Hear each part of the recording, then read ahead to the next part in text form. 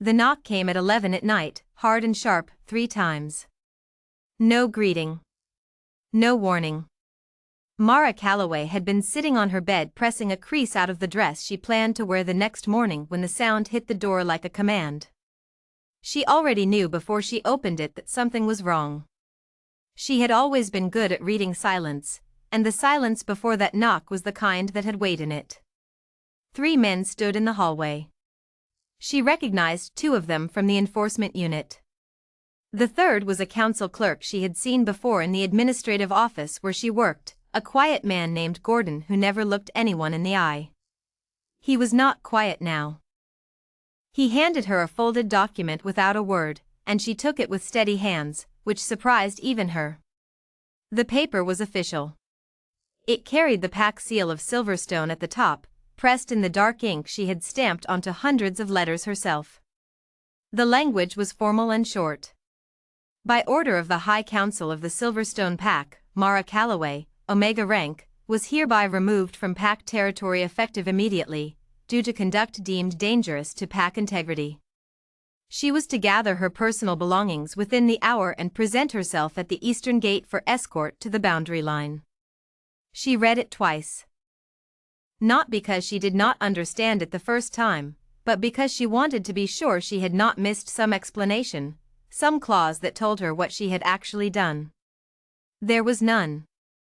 There was only the date and 3 signatures, one of which was the Alpha's, written in the wide looping hand she knew from years of filing his correspondence. Gordon told her she had 40 minutes. One of the enforcers folded his arms. The other stood with his back against the wall like a man at a job he found unpleasant but intended to finish properly. Mara did not cry. She did not argue. She turned back into her room, opened the bag she used for travel, and began deciding what mattered. She took her clothing, packed it neatly because she had always been neat.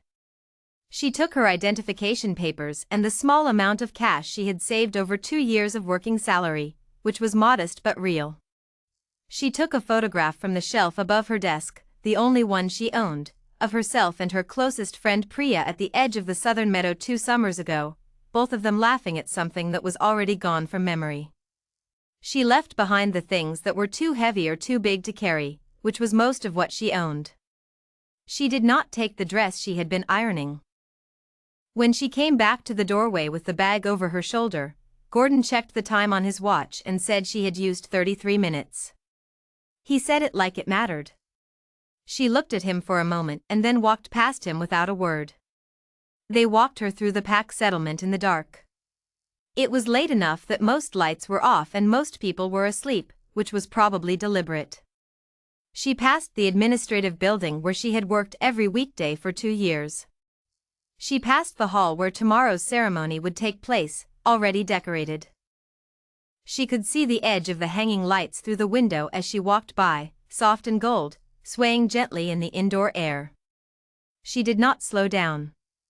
At the eastern gate, one of the enforcers told her that she was not to return to Silverstone territory.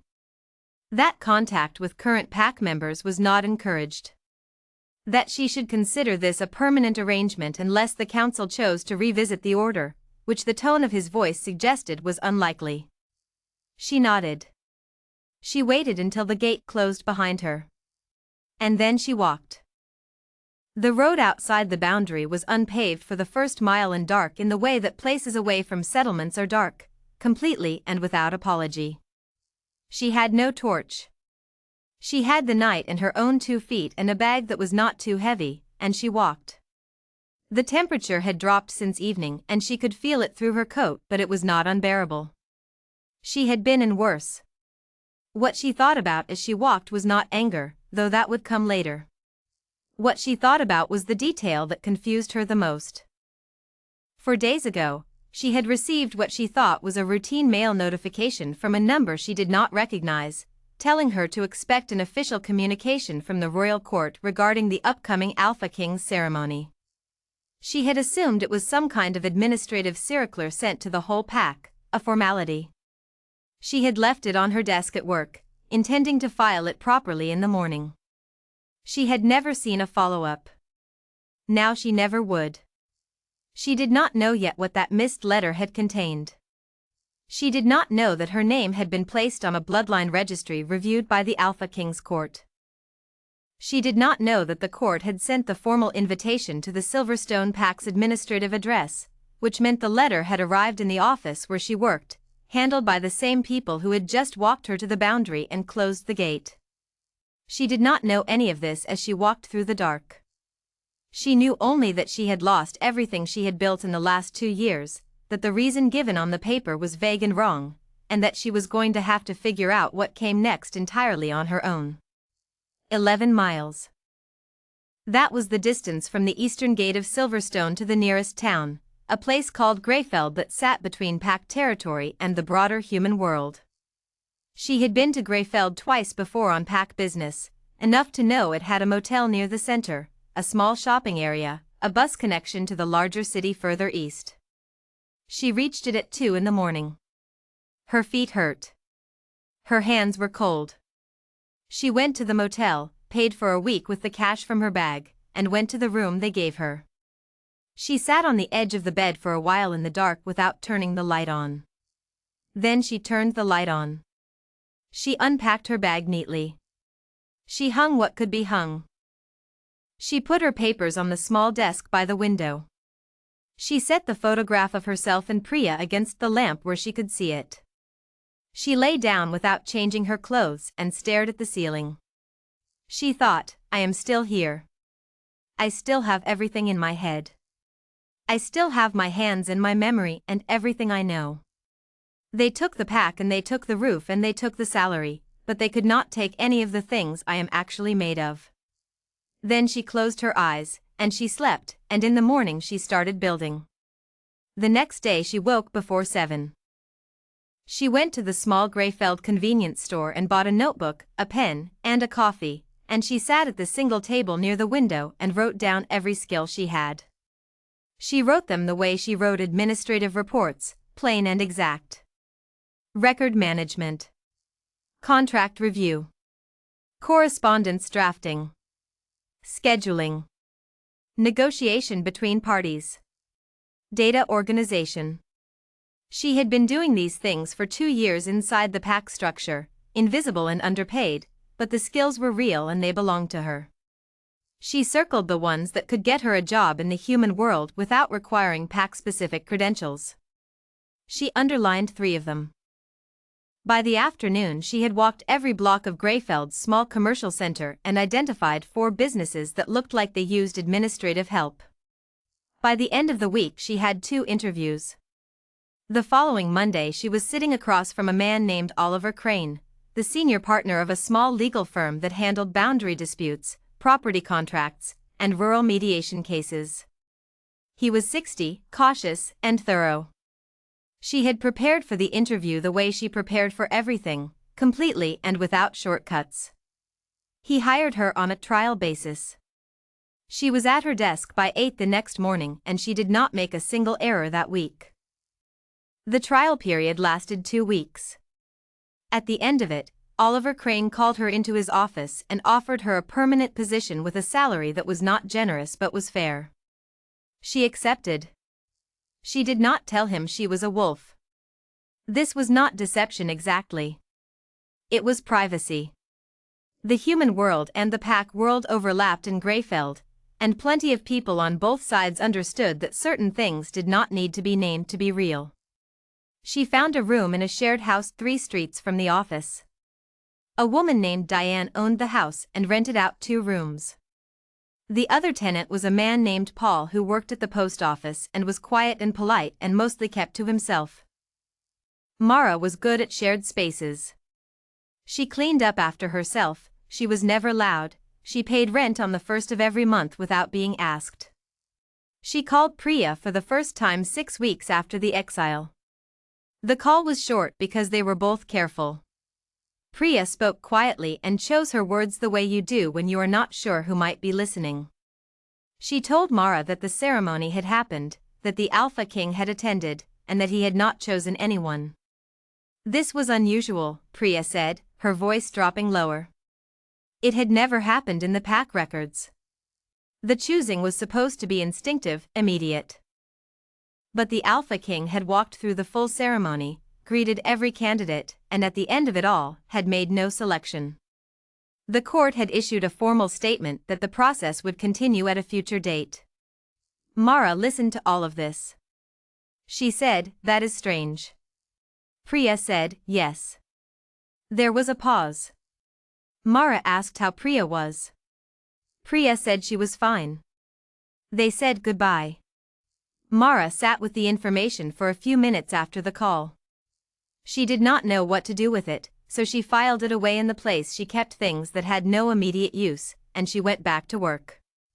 3 months passed. She was promoted to lead case coordinator. Oliver Crane trusted her with client calls and document review and the kind of nuanced situation management that most people in his office found uncomfortable. She found it interesting. She liked the work. She liked having a problem in front of her that could be solved with the right information, applied in the right order.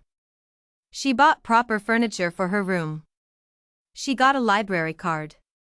She joined no community group or social circle, because she was not yet ready to belong anywhere. But she walked through Greyfeld in the evenings sometimes, after dinner, and she began to feel something that was not quite happiness but was in the same direction as it. Something like steadiness. Like ground under her feet that she had put there herself. She did not think about Silverstone much. When she did, she was honest with herself about it. She was angry, yes. The anger was real and she did not try to make it smaller than it was. What they had done to her was wrong. The accusation was false. The process had been no process at all, just a decision made by people who wanted her gone and found the paperwork to do it. She knew this. She held it clearly. But she had also stopped waiting for the wrongness of it to be corrected. She did not waste her evenings imagining the council realizing their mistake. She did not draft letters she would never send. She built what she was building, and she let the anger be there without letting it run her, and that turned out to be one of the most useful things she had ever learned. 7 months after the night she walked away from the gate with a bag and 40 minutes and nothing else, Mara Calloway was sitting in a conference room at Crane & Associates, in the middle of mediating a particularly difficult property dispute between 2 neighboring small packs, when a man she had never seen before came to the front desk and asked to speak with her. The receptionist, a young man named Felix, came to the doorway of the conference room. He said, quietly, that there was a visitor. That he had not given his name but had shown an official identification card with a court seal. That he had said he would wait. Mara looked at the 2 pack representatives on either side of the table, both of them mid-argument. She said, calmly, "I will be back in 10 minutes. Let us all take a short break." She walked out to the front of the office. The man waiting was around 40, plainly dressed, with the careful still posture of someone trained not to draw attention. He stood when she came in. He did not introduce himself by name. He said he was a liaison from the Alpha King's royal court. He said that a formal review of a recent pack exile decision had been opened, and that her presence was requested at the capital for a consultation hearing. Mara looked at him steadily. She said, "Requested, not required?" He said, "Requested." She said, "I have a case I need to finish. I can come in 12 days. He looked at her for a moment. He said, "I will let them know." She went back into the conference room and finished the mediation. The 2 packs left with a signed agreement. She told no one in the office what the visitor had said.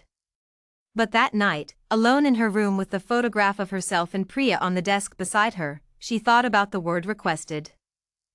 She thought about a court powerful enough to review a pack council decision, careful enough to send a plain-clothed liaison instead of enforcers, deliberate enough to use the word requested. She thought about the letter she had never received. And she felt something shift quietly inside her chest. Not hope exactly. She was careful with hope. But something like attention, sharpening in a direction it had not pointed in a long time. 12 days later, she packed a bag, told Oliver Crane she needed a few days for a personal matter, and took the early bus east toward the capital. It had been 7 months since the night they walked her to the gate. She had changed in those 7 months in ways she could not have predicted and would not have asked for. She was harder in some places and softer in others. She knew what she was made of now in a way she had not known before, because she had been tested in the plainest possible way and she had not collapsed.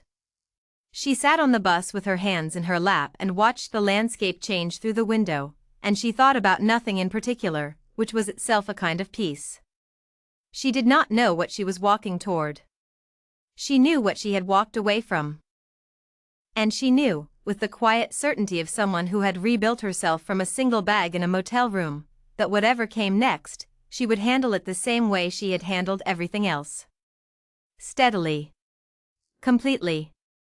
On her own terms. The bus reached the capital in the late afternoon. She checked into a modest guest house near the court district, unpacked her things neatly, and sat at the desk by the window to review the documents she had prepared for the hearing. She had been thorough. She always was. Elsewhere in the city, in a building she had not yet seen, a man named Calloway was reading a file that had been placed on his desk by his senior advisor 2 weeks before. He was reading it again now, for the 4th time, which was unusual for him. He was not a man who needed to read things 4 times. But something in this particular file kept pulling him back. It was not the injustice of it, though that was clear and would be addressed. It was not the administrative failure, though that too was real and had already been flagged for correction. It was the detail at the end of the timeline. It was the fact that the original court invitation had been routed to a pack address and had never reached the candidate. It was the fact that the ceremony had stalled, and that no one in his court had yet explained to him why. And it was the fact that despite all of this, despite losing everything and being given 40 minutes in the middle of the night, the person named in this file had walked 11 miles in the dark and built an entire functioning life in 7 months and had told his liaison she needed 12 more days because she had a case to finish. He closed the file. He was a careful man. He did not make decisions quickly or speak before he was ready. But he told his secretary to make sure he was the one who opened the hearing room door when she arrived. Somewhere in the capital, in a modest guest house 3 streets from the court district, Mara Calloway finished reviewing her documents, closed her folder, and went to sleep early. Tomorrow she would walk into a room and tell the truth, clearly and completely, with no performance and no expectation. She had gotten very good at that. The hearing was scheduled for 9 in the morning. Mara arrived 8 minutes early because she was always early. She wore a gray coat she had bought herself in Greyfeld with her 3rd paycheck, the kind of coat that fit correctly and did not try to be anything other than what it was. Her shoes were clean. Her folder was organized. She had slept well. The building that housed the Royal Court's administrative wing was not the grand ceremonial hall she had half expected. It was solid and old, with wide stone hallways and high windows that let in long rectangles of morning light. A staff member met her at the entrance, checked her name against a list, and told her to follow the corridor to the 3rd room on the left. She followed the corridor. She reached the 3rd door on the left. It was a heavy wooden door, closed. She raised her hand to knock. The door opened from the inside before her knuckles made contact. The man who opened it was not the staff member she had seen at the entrance.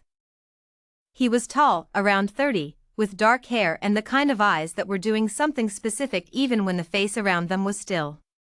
He was dressed plainly for someone of his position, no formal chain or seal in sight, and he held the door with one hand like a person who had chosen to open it himself instead of waiting for someone else to. She knew who he was. She had seen his face in official documents. Everyone in the pack world had. Calloway, Alpha King, looked at her for a moment in the way that a person looks at something they have been thinking about for a while and are now seeing in 3 dimensions for the first time. He said, "Come in." "I thought it would be better if I opened the door myself." She was not sure exactly what he meant by that, but she walked through it. The room was not large. A long table, 6 chairs, morning light from the windows on the left side. 2 council members were already seated near the far end.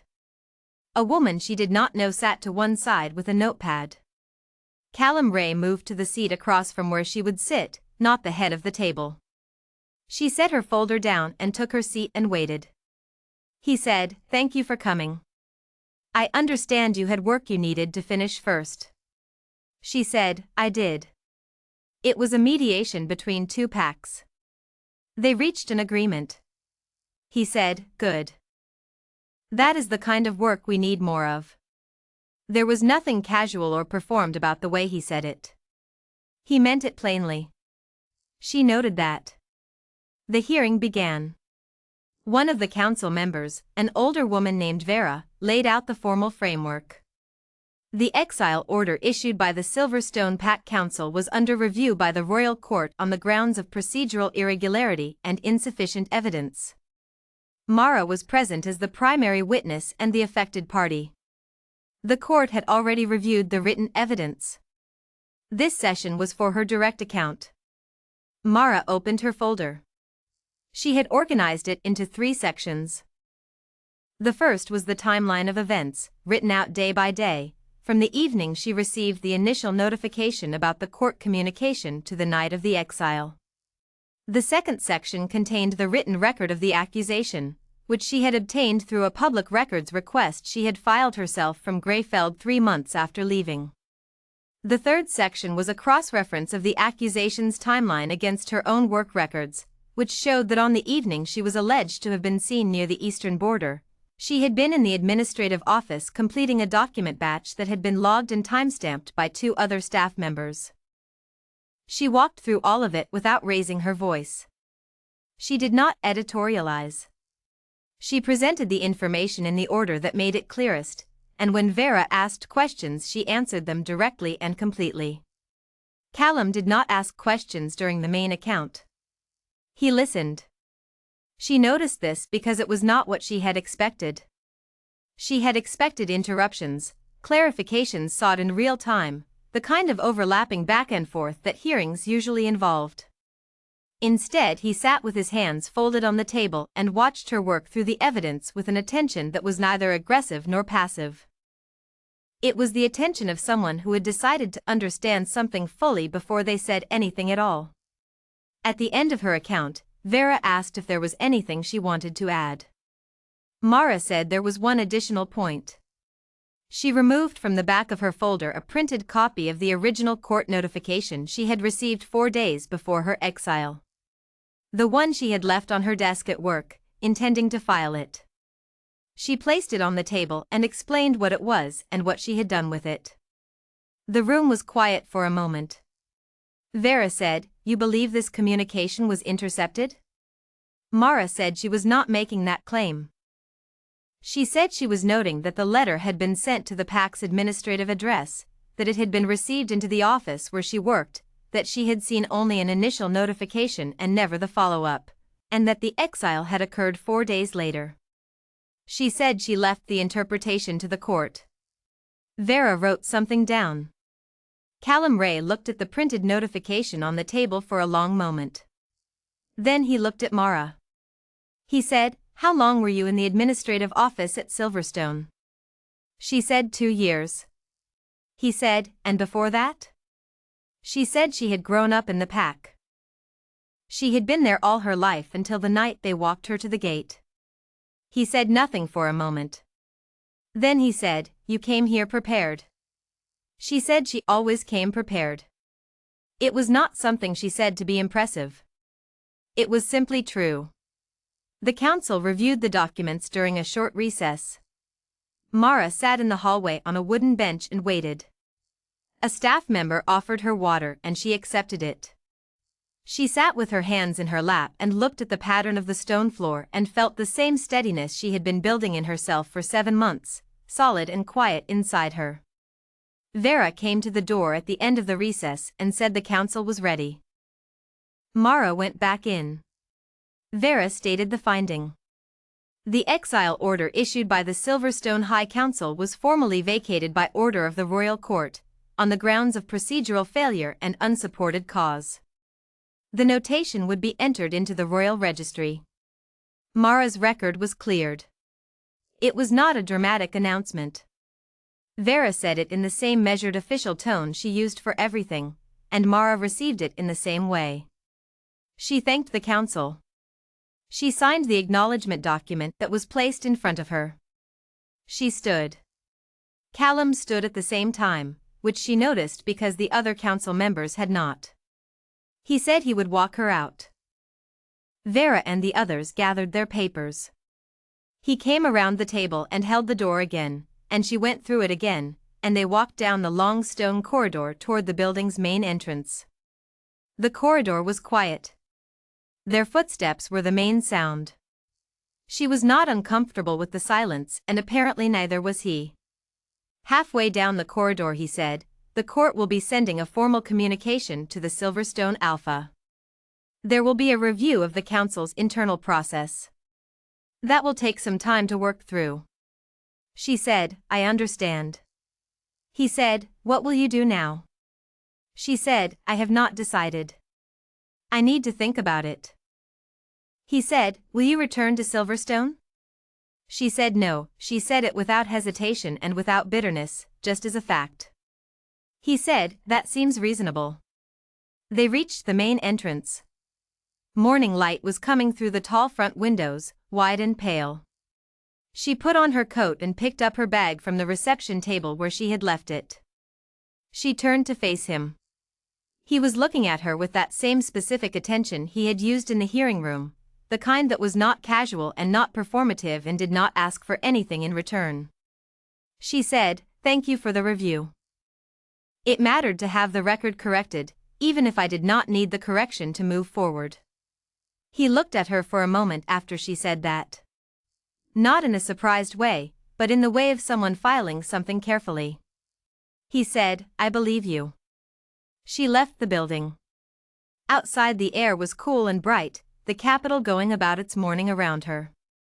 She walked 2 blocks before she stopped and stood on the pavement for a moment.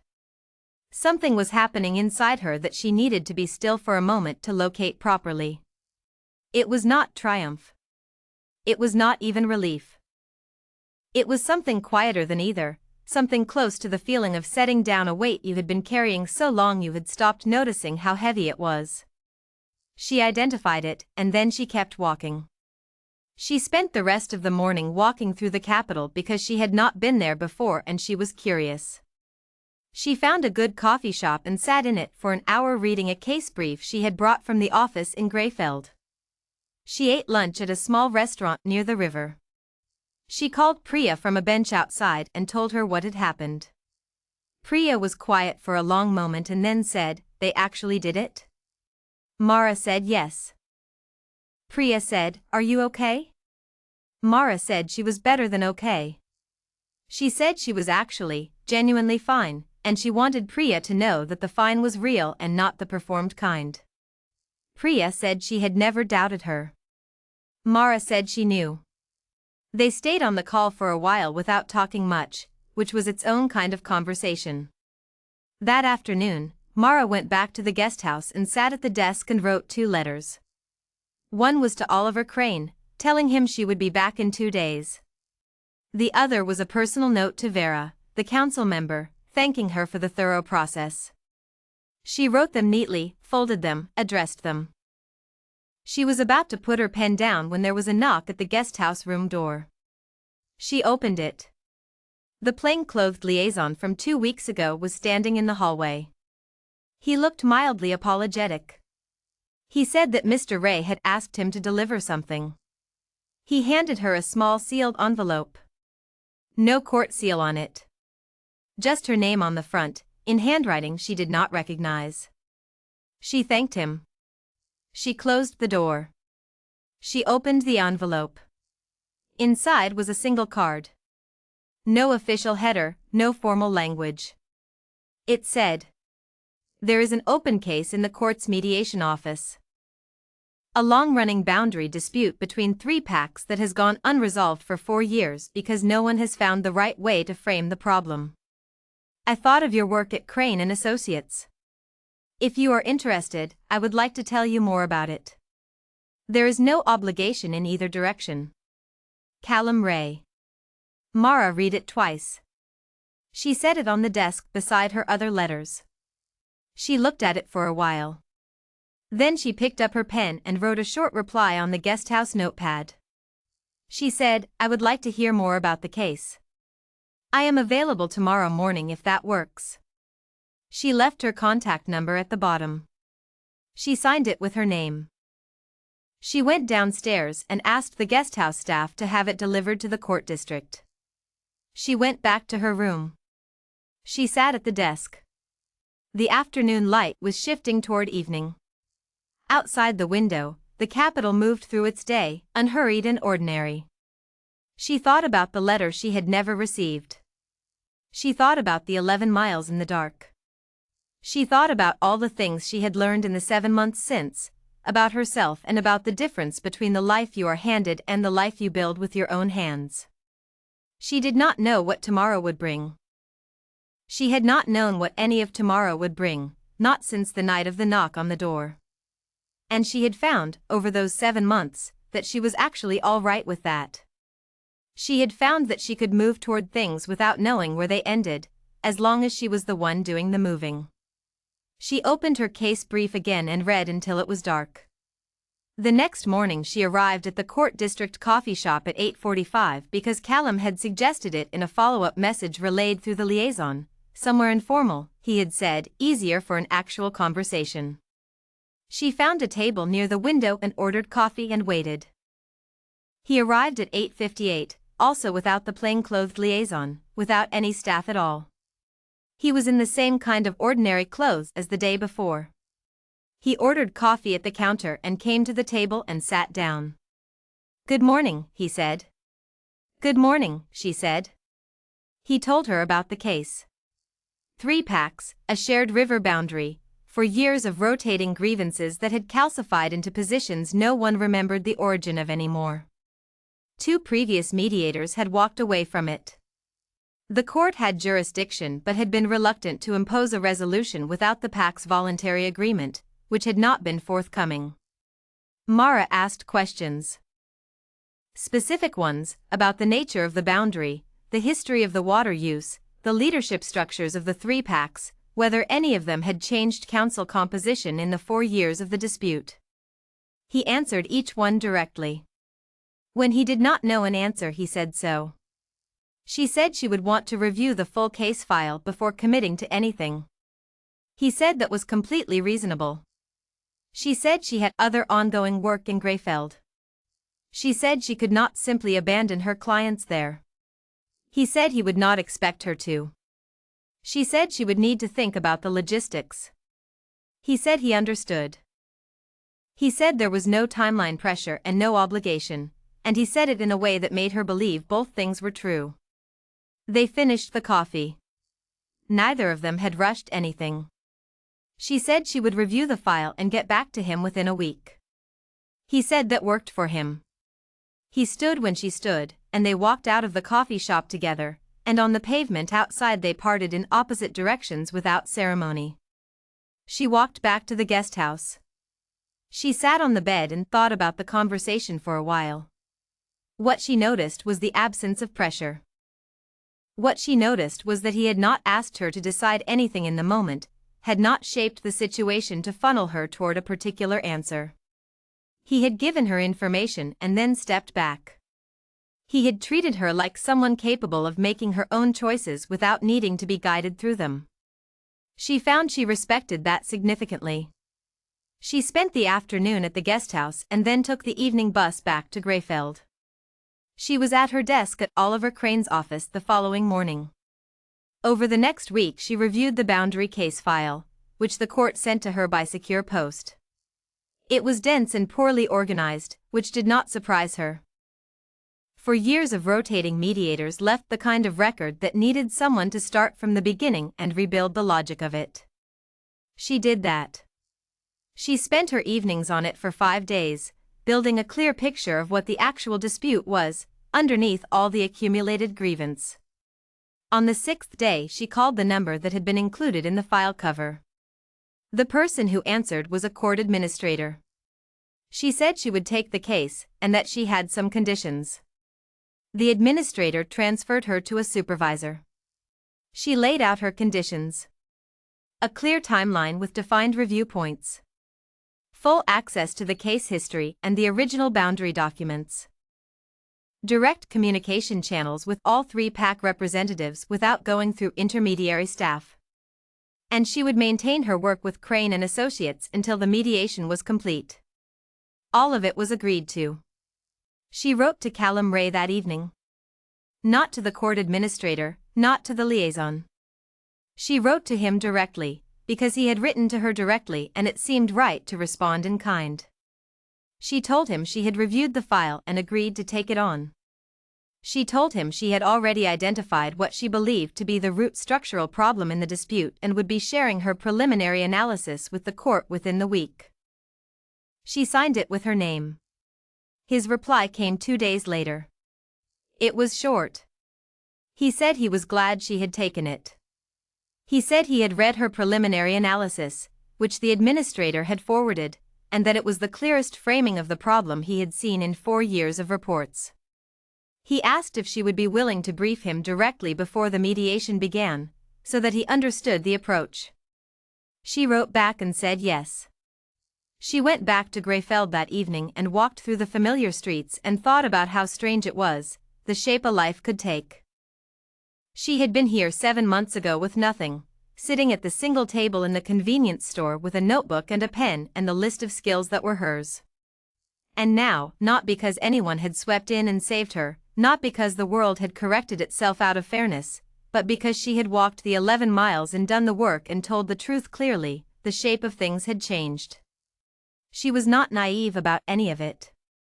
She knew the case would be difficult. She knew the politics around the royal court were complicated. She knew that whatever was developing between herself and Calloway was something she would need to think about carefully, and that she would, because she thought about everything carefully, and because she had learned the hard way what happened when you did not.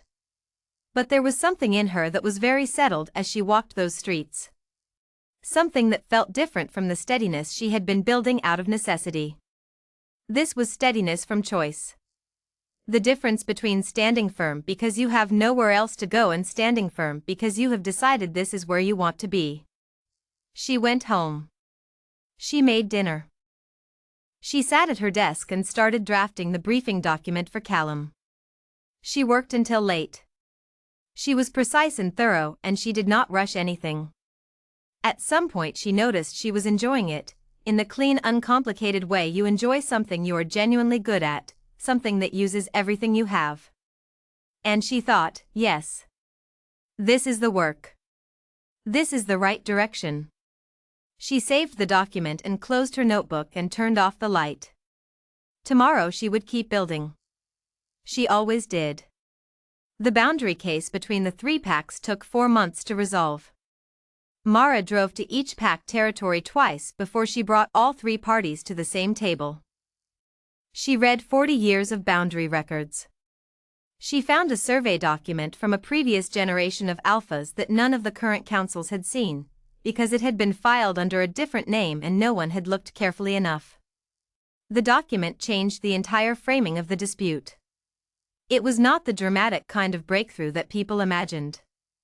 It was the unglamorous kind, hours in records rooms, careful cross-referencing, patience applied like a tool. When she finally brought all 3 PACs into a joint session, she already knew what the agreement would look like. She had built it methodically from the ground up, and when she laid it out in front of them, all 3 representatives could see that it was fair. Not because they trusted her emotionally. Because she had shown them the evidence clearly enough that the fair answer was visible to anyone willing to look. They signed on the 3rd day of the session. She drove back to Greyfeld. She finished 2 other cases she had been managing alongside the boundary mediation. She told Oliver Crane she was going to reduce her hours at the firm but would not be leaving entirely. He said he had half expected it and he was not upset about it. He asked if she was going to be all right. She said she was going to be more than all right. Through all of these months she and Callum had exchanged letters. This had become a habit without either of them naming it as such. He wrote about the court work, about the cases coming through, about the decisions that kept him up at night. She wrote about her cases, about the things she observed in the process of negotiation, about the particular human stubbornness that made people cling to positions they no longer actually wanted. The letters were not short. They were the letters of two people who thought carefully and had found someone else who also thought carefully, and found it a relief. He did not write about the ceremony. She did not bring it up. It was present between them the way a large fact can be present, acknowledged without being the constant subject of conversation. In the 6th month of their correspondence, he came to Greyfeld. He did not announce it through the court office. He wrote to her directly, in the plain handwriting she now recognized on sight, and said he was going to be traveling in the region for court business and asked if she might have time for dinner. She wrote back and said yes. He arrived on a Thursday evening. She had suggested a small restaurant near the river, the same one she had eaten at alone during her first visit to the capital. It was not fancy. The food was good. They sat across from each other and talked for 3 hours without noticing the time passing.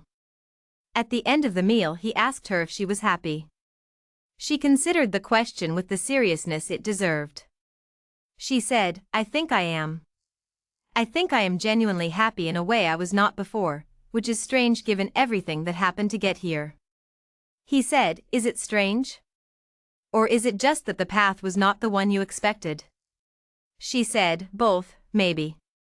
He said, "I have been thinking about something I would like to ask you. But I want to say first that whatever your answer is, nothing between us changes. I mean that entirely." She looked at him. She said, "Ask it then." He said, "The ceremony was left incomplete. My court has been patient about it, but eventually there will be pressure to resolve it. And I have known for several months what I want the resolution to be. I wanted to wait until I was sure, and I wanted to wait until you had had the time to become what you were becoming without any pressure from me in that direction. I think I have waited long enough. I would like the answer to be you. But only if it is what you want." She was quiet for a moment. She said, "You waited until I was already gone." He said, "Yes." She said, "You waited until there was nothing I needed from you and nothing you could offer me that I did not already have." He said, "Yes." That was the point. She looked at him for a long time. The restaurant was quiet around them. The river outside the window was dark. She said, "I have one condition." He said, "Tell me." She said, "I will not disappear into the role. I will keep my work. I will keep my cases. Whatever I am in your world, I am also still myself." He said, "I would not want it any other way.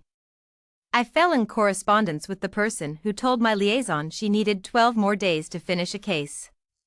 I have no interest in a version of you that has given that up." She said, "Then yes." He said, "Yes?" She said yes again. Plainly. The way she said everything important. The formal ceremony was small by the standards of what these things were supposed to be. She had been asked what she wanted and she had given a list that was short and specific. The room was the court's small records hall, because that was where she felt most like herself. Priya was there. Oliver Crane sent flowers. Gordon, the council clerk, who had handed her the exile document on that last night at Silverstone, was not there and had not been invited. Mara stood in the records hall in a dress she had chosen herself, the kind that fit correctly and suited the room, and she thought about the 11 miles in the dark, and the notebook on the table at the convenience store, and the list of skills that had always been hers. She thought about every morning she had gotten up and kept building when there was no one watching and no reward coming and nothing but her own determination to sustain her. She thought about Priya's voice on the phone in the early weeks, quiet and careful and constant. She thought about Oliver Crane saying she had not made a single error that week, and meaning it as a simple professional observation, not understanding that she had held it like something precious because in that season it was.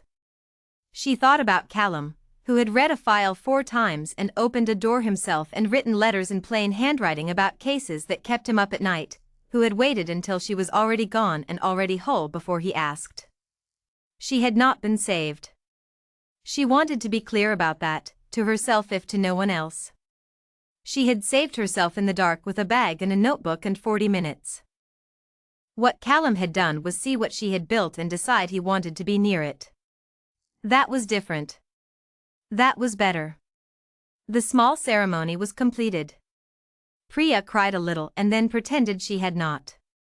Callum stood next to Mara in the records hall and said the words that were required and meant all of them. She said the words back and meant all of them too. Afterward, in the quiet of the hallway outside, she stood next to him and felt the steadiness in herself, unchanged. It was still hers. It would always be hers. She had laid it down in the dark on a road outside a gate and she had carried it every day since and she was not giving it up for anything. She had walked 11 miles once. She could walk any distance. She already knew that. He stood beside her and said nothing for a moment, and then he said, "Thank you for coming 12 days later instead of immediately." She said, "Thank you for using the word requested." He said, "I meant it." She said, "I know. That is why I came."